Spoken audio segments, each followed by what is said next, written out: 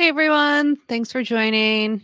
Some lovely people have already sent me more videos to react to. So I'm about this far into my iced coffee for my blood pressure check. I do happen to know this one we're about to watch does involve Pukwudgies, so the chances of me getting mad are pretty high. So let's get started. I have never heard of this creator before, but we'll see what I think. What's going on, guys? Nick Willard from Almost Already annoyed. So, what's going on, guys? He's going to say, hit that like button next. Canaan Podcast. So summer is just around the corner here in New England. And as the warm, sunny days coax us outside, it's good to be prepared even for the most unlikely circumstances. I always, when summer's around the corner, think I need to prepare for Bigfoot. So before you hit the trails and campgrounds, I really thought he was going to say, hit that subscribe button. to talk to you about Pukwudgies, especially if you live here in New England. So Pukwudgies are other places too. It's not just New England. what is a Pukwudgie, you might ask? Well, a Pukwudgie is a new world, a North American fey creature located. So, Fey creature, I don't even think is wrong, but to like say it with, such definitiveness, not okay. And there's creatures like this from around the world. So it's just a weird thing that he hit the North American point right off the bat is like one of his main points describing them. Located throughout the swamps and woodlands of the. Okay, here is where he's wrong. So they're all around the entire Northeast, so Southeast Canada, Great Lakes region, Midwest, Mid-Atlantic. I bet he's gonna go for like the mouse up through them, and that's why they're in other areas an angry thing, unless he like doesn't know about the Indiana ones or Great Lakes ones. We'll see if I'm right. The Northeast. They're small, said to resemble a porcupine from behind, while the front.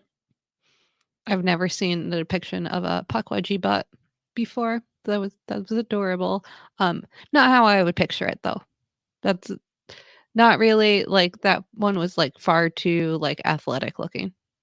The front side, its face, its the front of its body is said to resemble a troll-like humanoid. They're believed to be some of the oldest fae in North America, and were The Fae thing is annoying me because it's a European term and they're not European. once benevolent beings, but turned against mankind. He's definitely going to go for the Mauship story. And like, what the heck is this picture? Like, obviously it's AI. It's kind of cool, but just not accurate. And most of them were exiled to the West as a punishment, which is why you see them as far as Indiana. I'm not sure I'd say they were exiled as punishment. They're literally picked up and tossed. But okay. Popular location for Pukwudgies, apparently.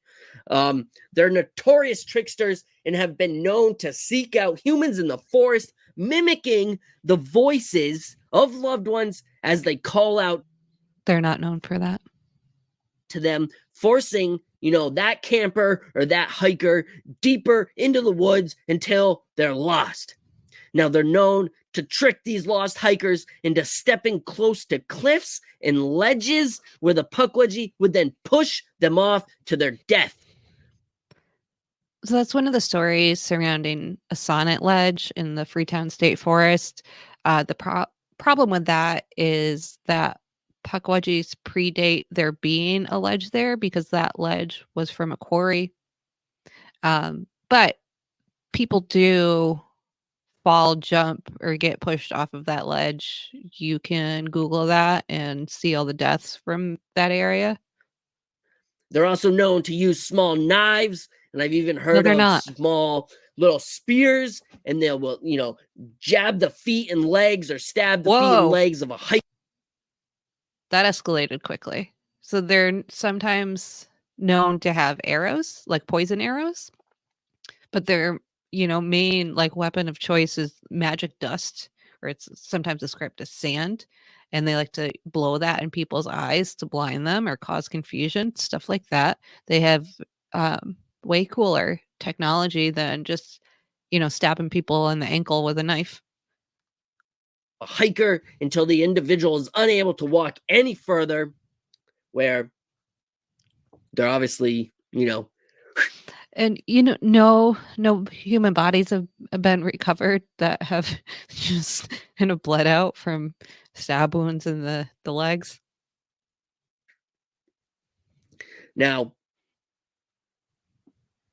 while the Pukwudgie is rarely seen He lost his spot in his notes for a second. or heard, one slipped up. This is my favorite. It's not like commonplace to see a Pukwudgie, but I think it is uncommon to report it and go public with it, possibly. But there have been so many times where people have contacted me or have just been talking to somebody and they find out what I do, that they're like, "Oh yeah, I think I've seen one of those things." Favorite story. One slipped up in October of Bill 1999. Russo. So, Massachusetts resident Bill Russo would walk his dog every single night when he got home from the midnight shift at the local ironworks. So, we're talking midnight, 12:30, right? Except this particular night, he decided to take a path they rarely took.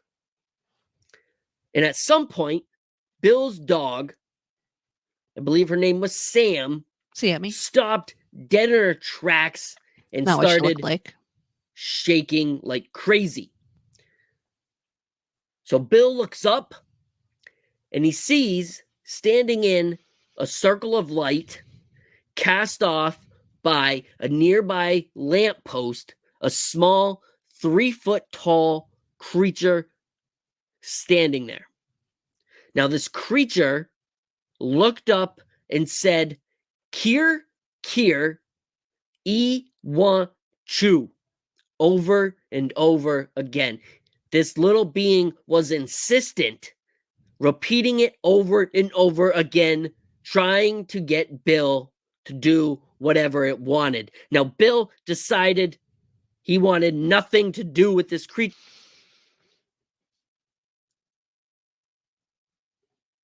I'm gonna wait before I get mad. Turned around and ran home. Smart decision, right? Now, when Bill He didn't run home.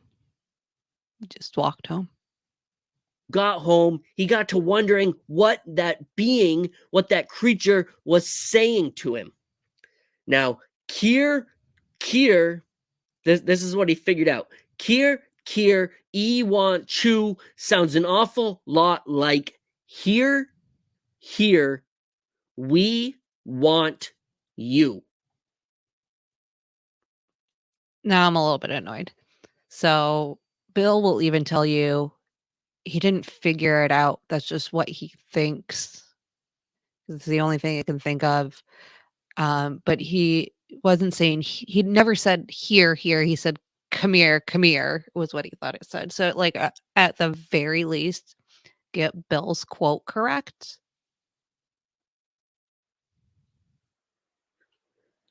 So be careful when you're out at night. Be very careful, or a little creature might say, come here, come here. It's so scary. You have to be really careful for that. I'll link the interview I did with Bill Russo at the end of this one. Walking your dog near the forest. And that definitely sounds almost canon to me. Yep. So that that was I'm so used to it though. it was just like normal horrible.